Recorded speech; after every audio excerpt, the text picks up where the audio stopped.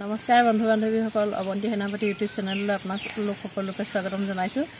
আজি এই চাহ বাগানতে আছোঁ, তাকে ভাবিলোঁ বন্ধু বান্ধৱীসকলৰ লগত বাগানৰ পৰা অকণমান কথা পাতোঁ বুলিয়ে ভাবিলোঁ। আৰু আচলতে আমাৰ ক্ষুদ্ৰ চাহ খেতিয়কসকল বৰ্তমান সময়ত বহুত ডাঙৰ চৰম সংকটত পৰিছে, তাকে আপোনালোকক জনাইছোঁ। আমাৰ ক্ষুদ্ৰ চাহ খেতিয়কসকলৰ চৰকাৰৰ ফালৰ পৰা কোনো নিৰ্ধাৰিত মূল্য এটা দি দিয়া নাই। গতিকে বটলি ফেক্টৰীবিলাকেও সেইটো সুযোগ লৈ লৈছে। তেওঁলোকেও বৰ্তমান সময়ত আমাৰ চাহপাতবিলাকৰ বিভিন্ন ধৰণৰ কোৱালিটি বিচাৰিছে। কোৱালিটিবোৰ আমি দিবলৈ চেষ্টা কৰিছোঁ, নকৰা নহয়। কিন্তু তেওঁলোকে এতিয়া কৈছে যে কিছুমান ঔষধ তেওঁলোকে আমি যিবিলাক কীটনাশক ঔষধ মাৰোঁ ইয়াতে চাহ বাগানত স্প্ৰে কৰোঁ, সেই ঔষধবিলাক তেখেতসকলে নিৰ্দিষ্ট কেইটামান দিছে আৰু তেওঁলোকে পৰীক্ষা কৰিহে বৰ্তমান পাতবিলাক লয়। সেইটোও খুব ভাল কথা, কাৰণ যিবিলাক বেন হৈ যোৱা ঔষধ সেইবিলাক যদি আমি চাহ বাগানত স্প্ৰে কৰোঁ তেতিয়াহ'লে সেই চাহপাতটো খোৱাৰ পিছত আমাৰ শৰীৰত যথেষ্ট ক্ষতিকৰ হয়।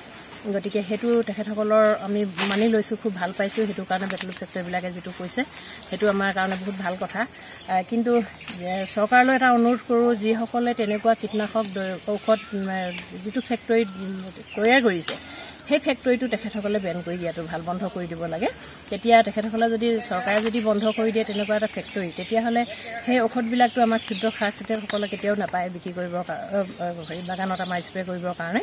গতিকে বজাৰত পালেতো মানুহবিলাকে যেনেকুৱা ধৰণৰ বেমাৰ আজাৰবিলাক আজিকালি হয় চাহ বাগানবিলাকত ভাবিব নোৱাৰা অৱস্থা হৈ যায়। কেতিয়াবা হেল'পেটিছ যিটো হয় একদম গোটেই বাগান জ্বলাই দিয়ে।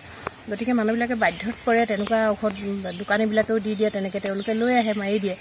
এতিয়া সেইটো বন্ধ কৰিছে, সেইটো খুব ভাল কথা হৈছে। গতিকে সেইবিলাক ঔষধ বন্ধ কৰক, সেইটো খুব আমি সকলোৱে আদৰণি জনাইছোঁ। তেনেকুৱা ঔষধবিলাক আমি কেতিয়াও নেমাৰোঁ, আমি চেষ্টা কৰিম যিমান পাৰোঁ আমি ভাল কোৱালিটি পাত দিবৰ কাৰণে। কিন্তু বটলি ফেক্টৰীবিলাকে আৰু এটা তেওঁলোকে একচুৱেলি আমাক নচুৱাইছে বুলিয়ে ভাবিছোঁ, কাৰণ আমি যি সময়ত ভাল পাত আমাৰ ওলায়, জুন মাহৰ পৰা আমাৰ পাত ভালকৈ ওলায়, যেতিয়াই চাহ গছত ভাল এটা উৎপাদন হয় সেইখিনি সময়তে পাত বাঢ়ি যোৱাৰ সময়তে তেওঁলোকে দামটো বহুত কমাই দিয়ে, কিবা এটা অজুহাত দেখাই তেওঁলোকে দামটো কমাই দিয়ে। কিন্তু সেইটো ক্ষেত্ৰত চৰকাৰৰ বাহিৰে বেলেগে আমাক সহায় কৰিব নোৱাৰিব। চৰকাৰে আমাক সহায় কৰিবই লাগিব। তেখেতসকলে এটা নিৰ্ধাৰিত মূল্য দিয়ক, তেতিয়াহ'লে আমি অন্ততঃ ক্ষুদ্ৰ চাহ খেতিয়কসকল জীয়াই থাকিব পাৰিম। এতিয়া এনেকুৱা এটা অৱস্থা হৈছে, বহুত খেতিয়কে চাহ বাগানবিলাক উঠাই দিবলৈ চিন্তা কৰিছে, কাৰণ আমি চাহ গছবিলাক উঠাই পেলাই বেলেগ খেতি কৰোঁ বুলি। কাৰণ হয়ো আমি এখন চাহ বাগানত আমি যিমান খৰচ কৰোঁ সেই অনুপাতে কিন্তু আমি কেতিয়াও তাৰ লাভজনক হোৱা নাই। খৰচটো আমি যথেষ্ট কৰিব লগা হৈছে, কাৰণ চাহ বাগানখনত যিবোৰ বেমাৰ আজাৰ হয় তেতিয়া আমি দৰৱবিলাকো দিনে দিনে বছৰে বছৰে দাম বাঢ়ি গৈ আছে, কিন্তু আমাৰ চাহপাতৰ দামটো কোনোদিনে নাবাঢ়ে। সেইটো এটা। আৰু তাৰ উপৰিও আমাৰ ক্ষুদ্ৰ চাহ খেতিয়কসকলৰ যোগেদিয়ে এটা নিবনুৱা সমস্যাৰ সমাধান হৈছে বুলি ভাবিছোঁ, কাৰণ আমাৰ গাঁও অঞ্চলৰ বহুত ল'ৰাই আপোনাৰ ক্ষুদ্ৰ এই চাহ খেতি কৰিয়ে তেওঁলোক জীয়াই আছে, তেওঁলোকৰ পৰিয়াল পোহপাল দিছে। তাৰোপৰি আমাৰ যিসকল ক্ষুদ্ৰ চাহ খেতিয়কসকলৰ চাহ বাগানবিলাকত যিসকল শ্ৰমিকে কাম কৰে তেওঁলোকেওতো তেওঁলোকৰ পৰিয়ালবৰ্গ তেনেকৈয়ে চলাইছে ধৰক, সেইখিনিও এটা নিবনুৱা সমস্যাৰ সমাধান হৈছে বুলিয়ে ভাবোঁ।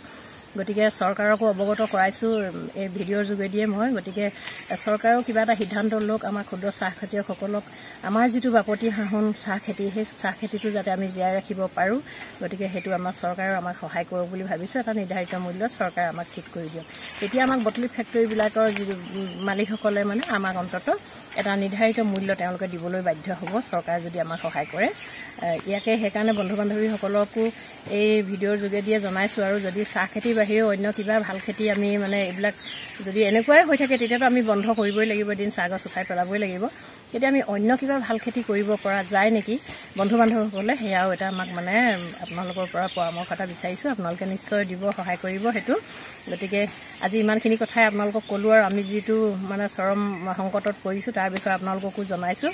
গতিকে আজি ইমানতে এৰিছোঁ আৰু ইমানখিনিকে কৈ মেলি। গতিকে আপোনালোকে নিশ্চয় সহায় কৰিব।